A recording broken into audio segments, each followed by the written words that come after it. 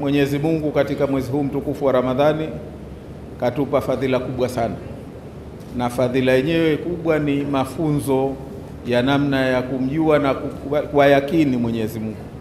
Maana ni katika mwezi huu ambapo tunaacha vyetu vya halali tukiwa peke yetu, tukiwa na faragha yetu, tukaviacha vya halali kwa sababu tu Mwenyezi Mungu kasema kwamba tuna imani kwamba Mwenyezi Mungu anatuona na katukataza jambo hili tusifanye.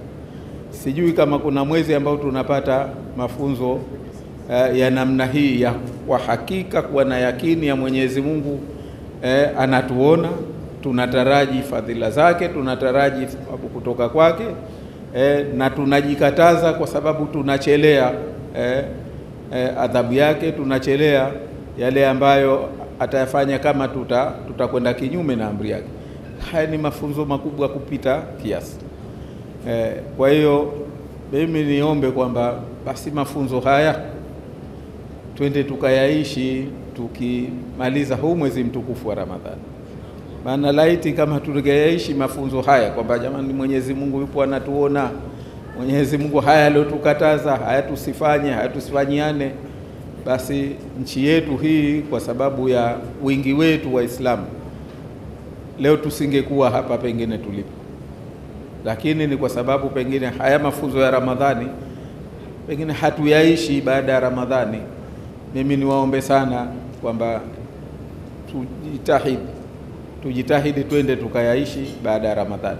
Na mimi niseme hasa mwaka huu 2025 muhimu, maana siku zote imekuwa sisi tukiwa na jambo la uchaguzi unakuwa ni mtihani mkubwa kweli kweli, jambo ambalo lilipaswa liwe rahisi, liwe jepesi, maana ni jambo tu la kukubaliana, huyu ndo atuongozee mambo yetu, si yake, si ya mtu, ni mambo yetu sote, wewe ndio tuongozee. Utaliona jambo jepesi, lakini limekuwa jambo gumu, umekuwa mtihani, kumeingia fadhaa, kumeingia hasama, kumeingia uadui.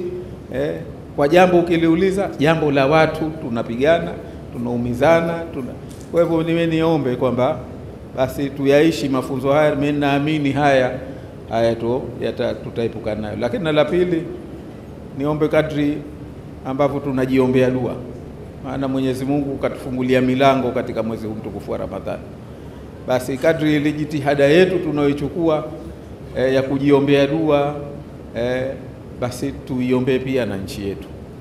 Tuiombee na nchi yetu kwamba tuende tuishi kwa amani, tuishi kwa masikilizano, tuishi kwa masikilizano, kwa mshikamano, tuishi kweli kama ambavyo tunaishi wakati na nyakati hizi za ibada. Hivi tulivyo nyoyo zetu pamoja wakati wa ibada zetu, basi ziwe nyoyo zetu ziwe hivi hivi katika maisha yetu kawaida. Mimi naamini kwamba tuna faida hiyo kubwa sana.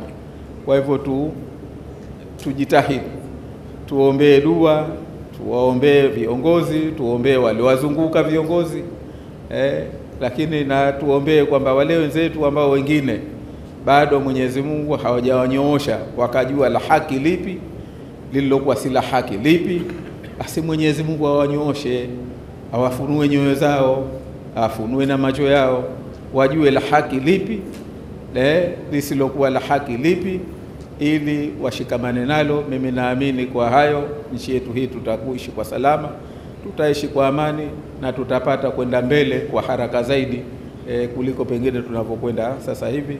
Baada ya hayo, mimi niwatakie saumu njema, tuimalize kwa salama, na Mwenyezi Mungu atujalie fadhila za mwezi huu mtukufu wa Ramadhani.